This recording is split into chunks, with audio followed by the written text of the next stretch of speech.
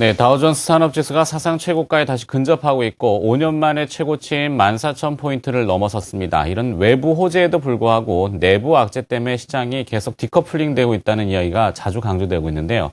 글로벌 인사이드를 통해서 내용을 한 번 더 점검해 보도록 하죠. 우리투자증권 동수원 WMC의 서상영 차장 연결돼 있습니다. 안녕하십니까? 네, 안녕하십니까? 네, 뭐 내부 리스크라고 한다면 역시 대북 리스크와 그다음에 또 이 뱅가드, 지겹도록 듣는 뱅가드 얘기군요. 중간에 이제 환율이라고 하는 변수가 걸쳐 있긴 합니다. 환율 전망 이번 주는 어떻게 보십니까? 네, 우리 시장은 글로벌 시장과 디커플링이 심화되었던 가장 큰 이유는 환율 흐름이 기업들의 실적에 영향을 끼쳐서 향후 전망 하향 조정 등에 따라 실망감이 주 원인이었습니다. 그러나 지난달 중순 이후 1,050원대를 지지를 하고 급반등을 하면서 외국인 매매의 행태가 좀 바뀌기 시작했는데요. 이러한 흐름이 디커플링의 완화 조짐이 좀 서서히 나오고 있습니다. 결국 이러한 환율의 영향은 글로벌 할머니의 유출이 급증하기 때문에 환율의 변동성이 커지면서 경제를 명들게 할 수 있다는 점은 좀 우려스럽기는 합니다. 그래서 정부에서 토비세 이야기가 나오고 있는데 실제 진행은 금융시장 위축 우려감에 립서비스 정도로만 진행될 가능성이 좀 있고요. 이러한 부분이 이제 환율에 영향을 줄 수 있다는 점은 좀 감안해야 될 것입니다. 그리고 이번 주에 호주, 영국, ECB 등의 통화정책 회의를 그런 부분들로 인해서 이제 환율에 영향을 줄 것이라는 판단되고 있습니다. 현재는 이러한 흐름 속에 환율로 인한 기업들의 실적 악화 우려감은 시장에 반영이 되었다는 분석이 좀 줄을 이루고 있어서요. 점차 이러한 부분은 수그러들 것으로 여겨집니다.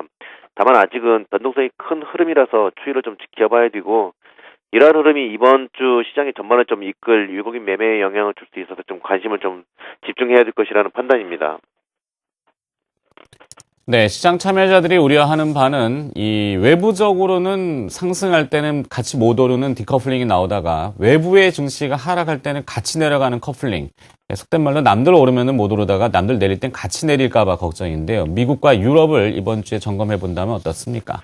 네, 이번 주는 미국 하원의 2월에 세 차례 있는 세션 중에 첫 번째 세션이 시작되는 이제 한 주라서요. 연방정부 긴축에 대한 부분이 좀 불거질 수 있는 요인이 있습니다. 즉 이달 말까지 협상을 하지 않으면 자동 긴축에 들어가게 되는데, 이는 완전한 경기 회복이 되지 못한 채 긴축에 들어가서 향후 경기 둔화를 야기할 수 있기 때문입니다.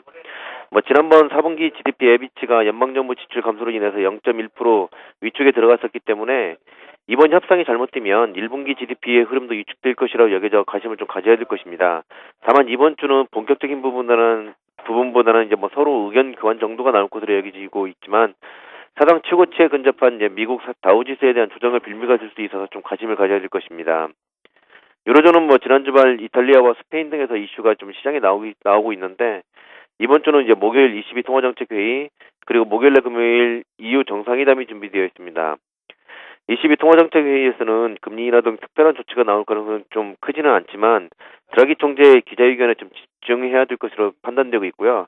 여기에서 이제 하반기 경기 회복 이야기, 그리고 최근 조기 상환되기 시작한 LTRO 등의 이야기를 좀 할 것으로 여겨지며, 특히 이제 유로화 강세에 대한 우려감을 이번 기자회견에서 한다면 유로화의 하락과 함께 환율의 변화가 좀 커질 수 있기 때문입니다. 그리고 EU 정상회담에서도 특별한 발표는 없을 것이지만 이탈리아 등 남유럽 국가들에 대한 얘기가 나올지도 좀 살펴봐야 될 것으로 판단되고 있습니다. 네, 이번 주 우리 시장 대응 전략 어떻게 잡고 계십니까?